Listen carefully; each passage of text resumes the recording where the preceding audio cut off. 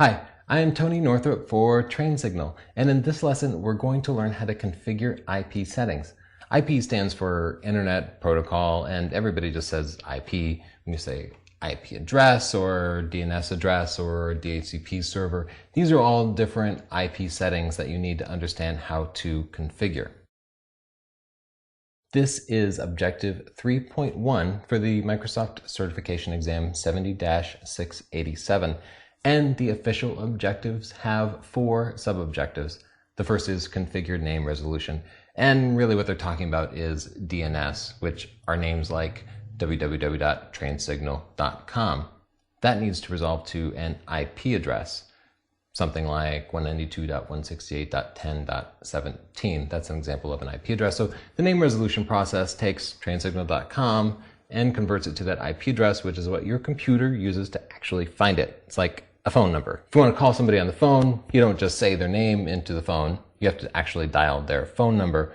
And in the case of phones, looking up somebody's phone number by their name would be a name resolution process. The next sub-objective, connect to a network, simply get your computer connected to a network, and that's really so straightforward that we won't have to spend too much time on it. The third sub-objective, configure network locations, allows you to differentiate the hotspot that you use at your coffee shop, which probably has some skeevy guy trying to steal your passwords on it, from your home network or your corporate network. This is important because you probably don't want to be sharing files with that guy at the coffee shop, but you probably do want to be able to share files with your coworkers at work. Network locations allow you to tell Windows 8 which networks are safe and which aren't. Resolve connectivity issues. That's a really fancy way to say fix network problems. Basically, I can't get to the internet. What do? You get that call constantly when you're IT. I get it because I lose the internet sometimes and I freak out. I go into like a cold sweat. Like, how am I going to get my cat pictures? I don't know. I'm going to teach you how to get those cats back. So let's get right into it by configuring some IP settings. Now, I would like you to imagine a scenario. There's a new user on the network. They've just gotten a brand new PC and they go to turn it on and they can't get to the internet. Now, we're not going to try to troubleshoot their problem right now because your network administrator immediately knows what the problem is. Your DHCP server is down. The DHCP server is the server that's responsible for handing out IP configuration settings to every computer on the network. And if you've never configured IP settings before, the DHCP server is the reason why. After all, we all get to the internet without entering in IP addresses and DNS servers and default gateways. The DHCP server resides on just about every network in the world, and when a new computer comes on, it says, here are a bunch of IP settings for you. Just use these and don't worry about it. What happens when that server goes offline? Well, you, the IT guy, get to manually configure some IP settings. So that's our scenario. Your network administrator gives you an IP address and you have to manually configure it. It's not as scary as you might think. Let's go in and do that ourselves. Here's our Windows 8 computer, and I'm going to open up the network settings by just searching the start menu for IP, like Internet Protocol.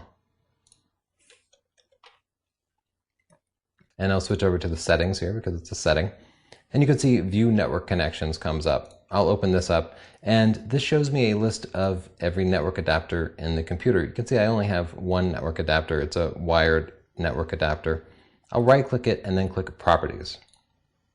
Now, from the Network Adapters Properties dialog box, I need to scroll down here. Now, you don't change IP settings manually very often, and that's why it's not especially easy to do. It's really buried, and if you didn't know exactly where to find it, you'd probably be pretty lost. So way down at the bottom, you see Internet Protocol version 4. Nobody ever calls it that. We just call it IP, or maybe IPv4. Even the abbreviation here is TCP IPv4. Select that, and then click Properties. Now, the Properties dialog box appears, and on the General tab, you can see that it is already configured to obtain an IP address automatically. This is the right setting, and it's everywhere nowadays. But every now and then, you'll run into a corporate network that requires manual IP addresses, or a scenario where you need to manually configure an IP address temporarily, like in our example scenario where the DHCP server is down. So you're going to select Use the following IP address, and then you'll put in the address that the network administrator gives you. You can't just randomly pick an IP address because only one computer can have any given IP address at a time. Therefore, it needs to be a specific IP address. The subnet mask determines which of these 4 octets in the IP address are the network and which are the host portion of the IP address. So that's a little confusing, but you can see the subnet mask here is 255, 255, 255, 0. Any place where it's 255 means that corresponding octet of the IP address, it's part of the network address. Think of it like a street address and a house address. You and all the other homes on your street, you all have the same street address, but you probably have different numbers. So maybe you live at 1 Oak Lane and your neighbor is at 2 Oak Lane. Any place you see a 255 in the subnet mask here, the corresponding part of the IP address is the network name, which is like the street. So in this IP address, 192.168.15 would basically be like saying Oak Lane. And then this last address where it's 0 in the subnet mask is like the house number. So this is computer number 12 at the network 192.168.15. And if the subnet mask were 255.255.00, it would be computer number 1512 on network 192.168. That's a quick summary of a really complex topic. Now, the default gateway here is the router that this computer uses to access the rest of the internet. And by de facto convention, it's almost always the network address plus a 1. Every network I've ever seen, well, with a few exceptions, has a default gateway as host number 1 on a particular network. So if you're not sure what it is, you could probably guess that. Never guess the IP address, but you can get away with guessing the default gateway usually. Now, because we turned off DHCP up here, we also have to specify DNS server addresses. And again, your network administrator should provide these to you. If you don't happen to know them, this is a secret. It's not going to be in the exam. You can use 8.8.8.8 and 8.8.4.4. Those are free DNS servers supported by Google. They're pretty fast, and I like to use them myself. I find them actually a little bit quicker than my ISP's DNS servers. In a corporate environment, it's really, really important that you use the DNS servers provided by your organization, however. So with those configured, you can just click OK, and your new network settings are complete. So that's a realistic scenario for a lot of enterprises, but it's not something I'd ever recommend. And here's why. Because you've turned off the automatic IP address assignment, DHCP, the next time the user connects to a different network, they won't be able to get an address. Maybe it's a mobile computer with that statically assigned IP address. Well, if they go over to the local coffee shop and connect, their computer is still going to try to use 192.168.15.12. And there's a 99.999% chance that these settings aren't going to work on the coffee shop's network. The only thing that is going to work on the coffee shop's network is to obtain an IP address automatically. Use DHCP. Always use DHCP. There's very few networks that don't use it nowadays. For those networks that do use it, switch over to alternate configuration. What this does is, if the computer can't contact a DHCP server, then it will use the static addresses that you assign here. So I'll select user configured here, and then you can plug in the information provided by the network administrator.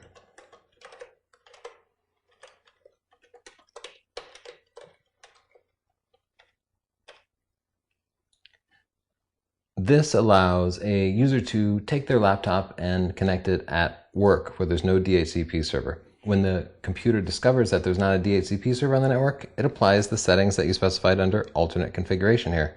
The next time the user's at the coffee shop, it's going to use DHCP and everything will work fine. So this is great when there's just a single network that has static configuration and you still want them to be able to connect to everything else. You'll notice that the default option up here was Automatic Private IP Address. The acronym for this is APIPA. APIPA is a standard for configuring computers with IP addresses automatically when there's not a DHCP server. Basically, if a person at home sets up a brand new network and they don't have a router with DHCP, if it's just a couple of computers together, the computers use APIPA and they just make up their own IP addresses. It will allow them to talk to each other, but it doesn't provide any sort of internet access. And frankly, without internet access, what good is a network anyway, right? So API-PA was useful, I don't know, 5-10 years ago for small networks that weren't connected to the network where the administrator had no idea what they were doing. But reality is API-PA is never much used, so don't sweat having to turn it off.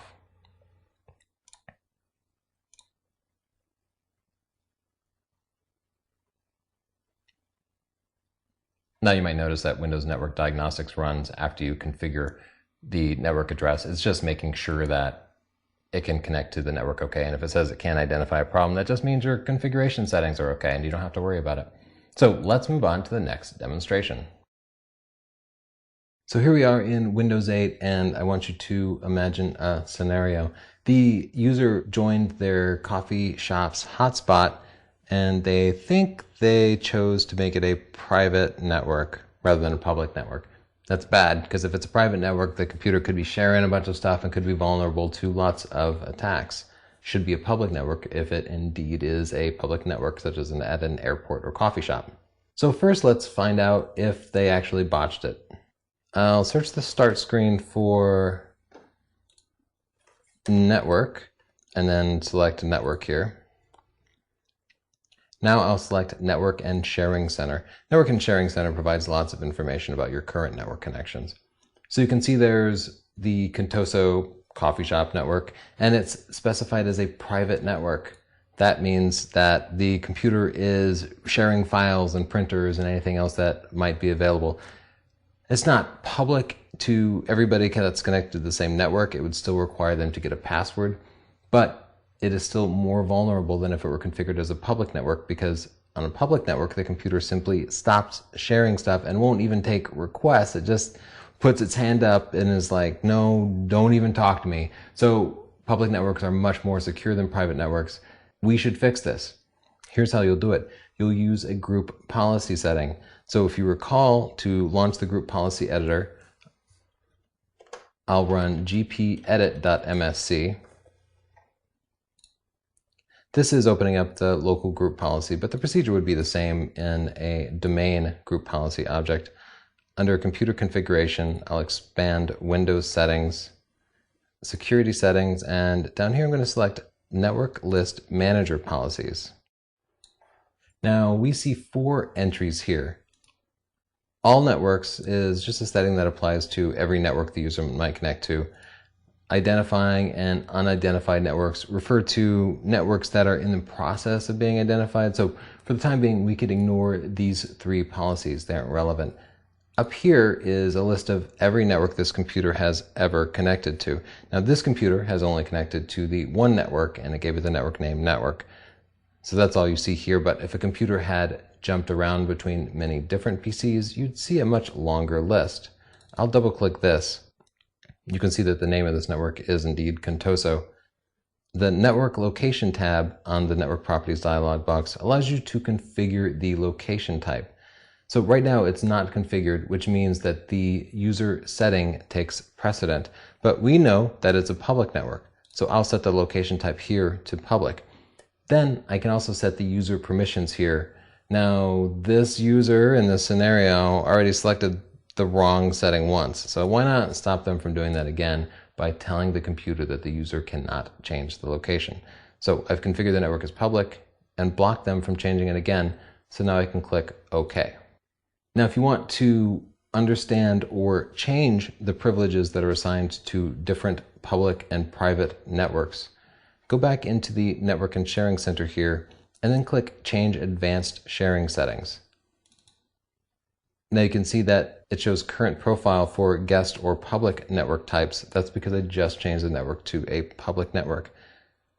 A minute ago, it would have shown private as the current profile. Now you can see 2 different settings here. Network discovery is turned off. You can see turn off network discovery is selected. So what this means is that when the user connects to a guest or a public network, network discovery is turned off. Network discovery is this protocol that broadcasts everything about your computer, stuff you're sharing, to everybody on the network. It's probably not something you want to happen at the airport. In a similar way, the file and printer sharing allows you to share files and printers with your friends at home or your coworkers at work, but probably not something you want to do at the coffee shop. So by default for public networks, it says turn off file and printer sharing. If for some reason you wanted to share files and printers on a public network, you could select that and then click Save Changes down here. You'll see if we expand the private network up here, we get a similar set of settings. By default, network discovery is turned on, and in fact, automatic setup of network connected devices is also turned on. File and printer sharing is also turned on, and outside of corporate networks and home environments, you'll also see this home group connections option. And you can see that allow Windows to manage the home group connections is turned on here. You can change that if you need to. That's about what you need to understand for private and public networks. But I want to show you one other thing, and that's the way that Windows Firewall handles these differently. So I'll search the settings for Firewall and then select Windows Firewall here. Now you can see that there are separate settings here for private and public networks. And for both of these, it just says it's going to block all connections to apps that are not on the list of allowed apps. So at a glance, you wouldn't necessarily know that there was any difference here, but you will if you look at the advanced settings.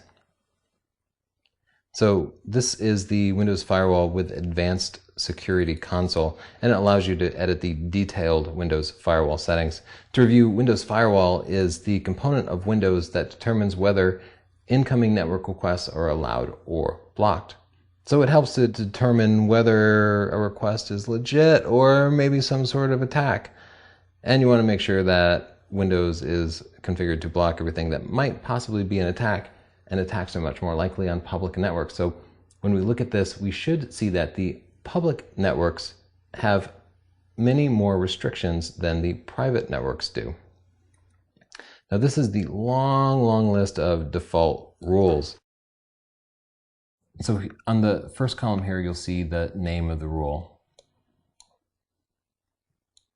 And then in the third column here, you'll see whether that rule applies to public, private, or domain networks. Domain networks are networks where the computer can connect to a trusted domain controller. So in enterprise Active Directory environments, whenever the computer is connected to its intranet and can communicate with the domain controller, is going to be considered a domain network. It's just a third type of network. Public being hotspots, private being home networks, and domain being your enterprise network. Now, this is a rule that demonstrates the differences between these pretty clearly. It's called File and Printer Sharing NetBIOS Datagram N. And you'll see there are 3 different copies of it because there's a separate copy for public networks, private networks, and domain networks. Now you can see that by default it's turned off for public networks, meaning file sharing isn't allowed for public networks. It is allowed for private networks. Now, in a domain environment, these rules would be configured slightly differently. So you can see here it's not configured for domain environments, but that's because this computer hasn't previously connected to a domain.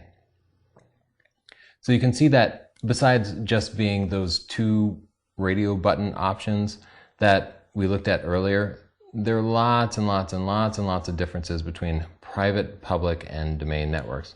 All these different rules are different. They're fine-tuned to keep your computers as secure as possible when you're at a hotspot and to allow for simple sharing when you're at home or at work.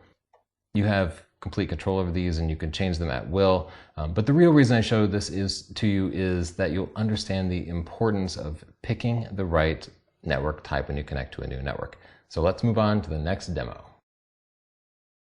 So now we're going to learn how to troubleshoot some types of network problems. Now, there's no way I can teach you to troubleshoot every type of problem you might run into because there are just hundreds and hundreds of things that can go wrong.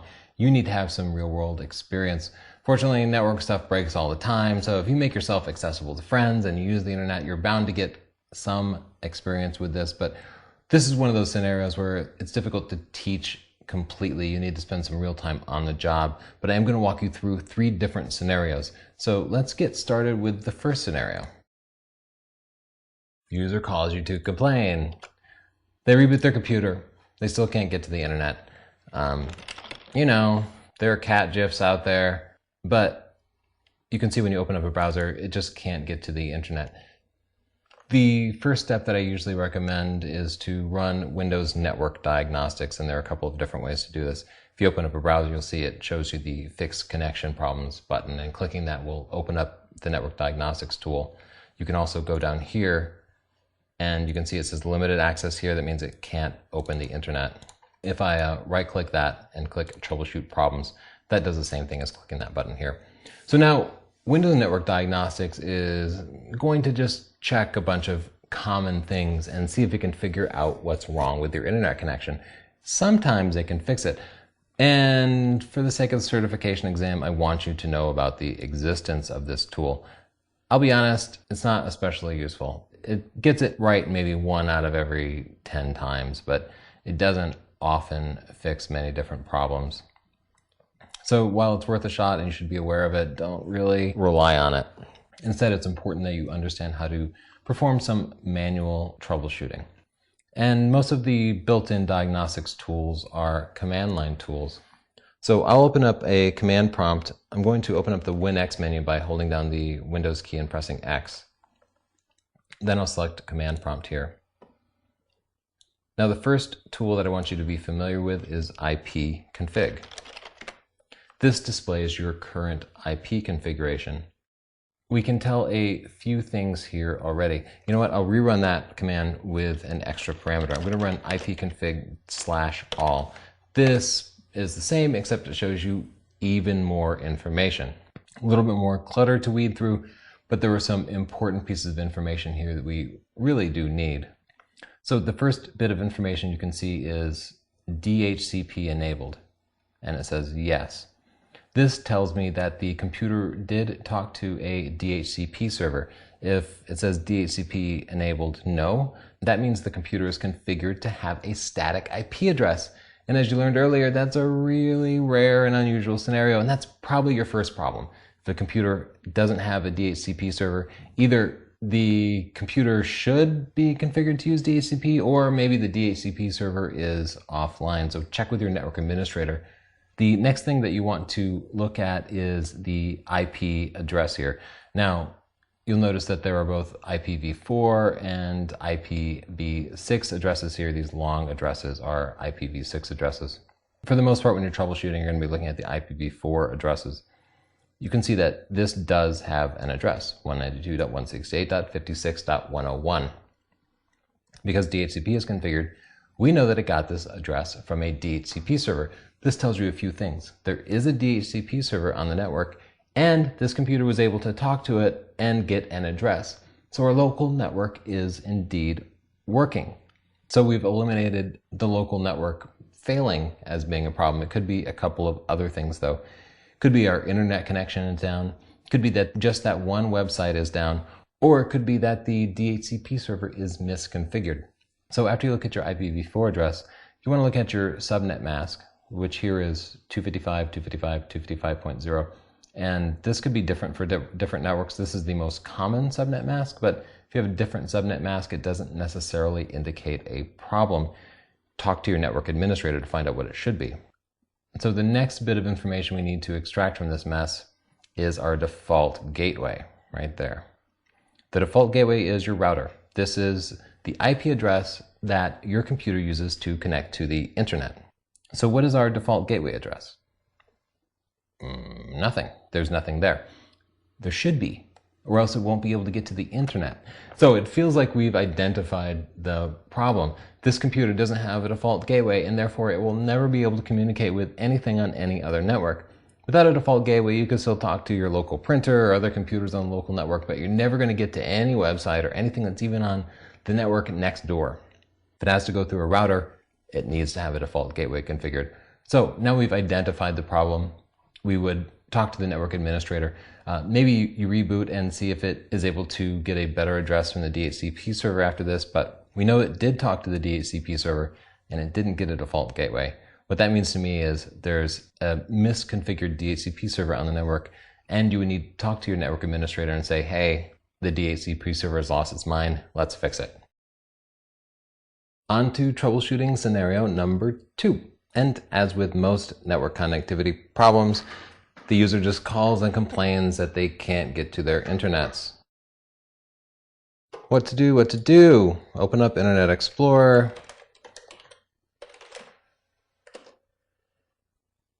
Yes, indeed, we're not connected to a network.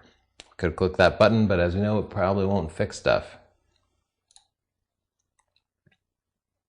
Now, if you look over here and you click the network, it comes up, it says unidentified network, and then it says limited. So that's a problem. Limited, as before, means that it can communicate on the local network, but it can't contact the internet. So that confirms what we already knew. We don't have internet access. So I'll leave Windows Network Diagnostics trying to do its thing over here. Maybe it'll work this time. And I'll take control by opening up a command prompt. Pressed Windows X to open up that menu. Look at that, Windows Network Diagnostics came back with something useful this time. The Ethernet network adapter doesn't have a valid IP configuration. Doesn't really tell you what to do, so it's still important to know how to troubleshoot this. I'll go back to the command prompt and we'll run the command ipconfig to take a look at the IP address. Now we can notice a few things from this. First, it shows auto configuration IPv4 address instead of just IPv4 address. This extra word, auto configuration here, gives you an important clue. As you look at the IP address here, I want you to memorize these first two numbers. This is important for the exam and your life. 169.254. Say it with me. 169.254 APIPA. This, as I discussed earlier, is what happens when your computer can't connect to a DHCP server. It assigns by default an APIPA address unless you've specifically gone in and configured an auto configuration manual IP address. Now, computers that are configured for APIPA, what they do is they use the network 169.254 and then they pick a random host address for the last two octets of the IP address, and you can see this computer randomly selected 74.13.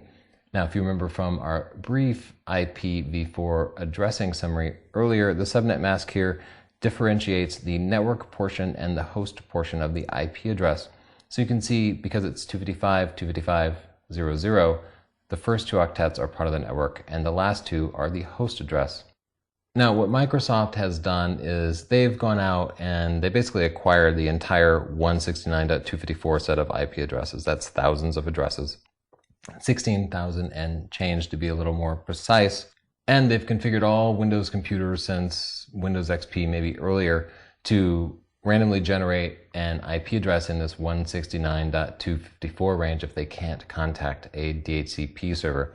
So if you had two computers connected to the same network, they would both generate random IP addresses in that same range, and therefore they'd be able to find each other and talk and share files and stuff. There's no default gateway here, and there never would be with an APIPA address because APIPA computers can't connect to the internet or other networks. And that's your problem. The computer has an APIPA address in the range 169.254, saying that number so you can remember it. That means that the DHCP server isn't available, but the computer is configured to automatically acquire an IP address from a DHCP server. So what do you do now? You call your network guy and you say the DHCP server isn't available. You might also make sure that the computer is connected to the right network, like physically connected to it, because it would be possible that it was connected into the wrong router or the router wasn't turned on or something like that. So let's move on to our next scenario.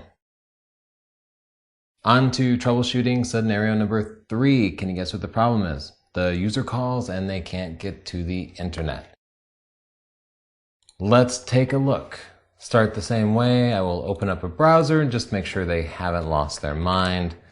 Try to visit trainsignal.com. All right, this is spinning, not looking great. I'll follow the same process that I have in the past. I'll open up the WinX menu and then open up a command prompt and run ipconfig/all, hoping to see that the problem is an obvious misconfiguration. So here's our IPv4 address. We can see that it's 192.168.2.13. Now you can see up here DHCP enabled no. If you knew your network used DHCP, that would be an obvious problem. But for the sake of the scenario, we'll imagine that this is using a statically configured IP address, so this isn't unusual. Other settings we should look at: the subnet mask 255.255.255.0. If that were incorrectly configured, that could definitely be the source of the problem, but in our imaginary network, that's the correct one. And the default gateway, the very common 192.168.2.1. Again, the only way to know if that's right or not is to know what your network settings are supposed to be. So in this case, that happens to be correct. Another setting to take a look at is the DNS server. Here, this is 192.168.2.2, and we'll imagine that that is correct for this network too. So now I'm going to begin using the ping tool to test our current connectivity. Ping, like it sounds like a sonar on a submarine, which sends out communications that bounce and then come back, letting the submarine know if things are out there in front of it. That's kind of what ping does too, even though it's technically an acronym.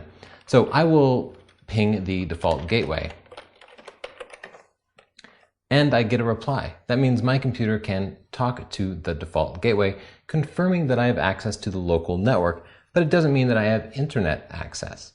So the next thing I can do is try to ping a host that I know replies to pings on the internet.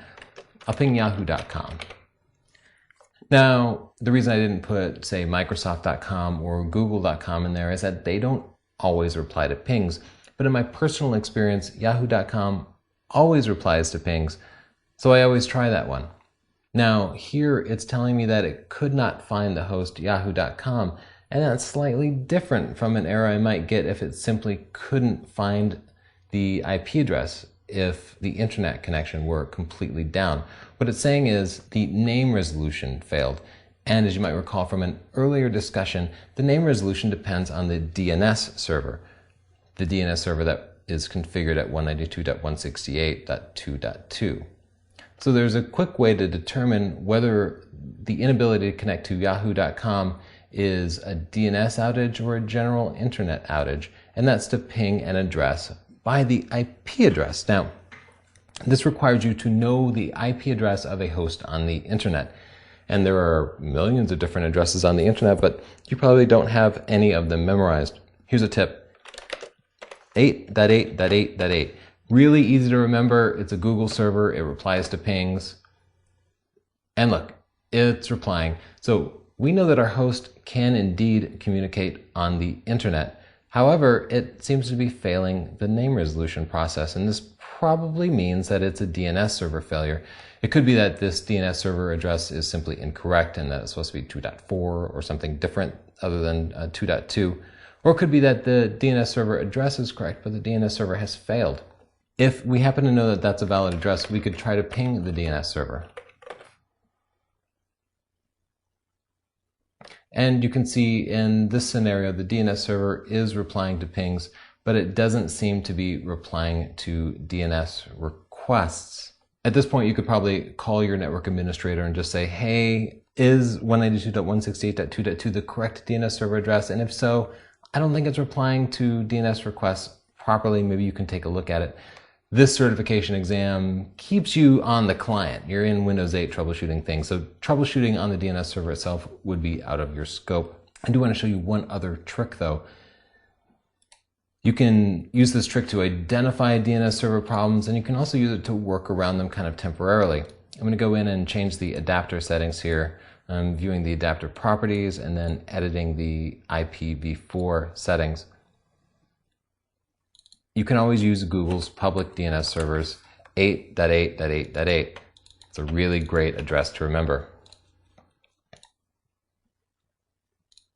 Now that I've configured a different DNS server, if I'm able to ping a host by name, and I can, that means that my local DNS server, the one I had previously used, simply isn't responding, or it was misconfigured.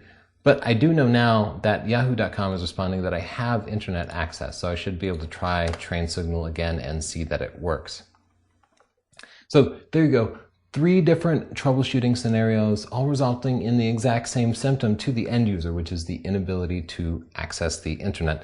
And the reality is there are dozens of different things that can cause internet access to not function properly, which is why I really want you to have some real-world experience troubleshooting these types of problems But the tools that I've shown you are the most important tools to be familiar with. This is Tony Northrup for TrainSignal, and I hope you found the lesson both educational and enjoyable, and I'll see you next time.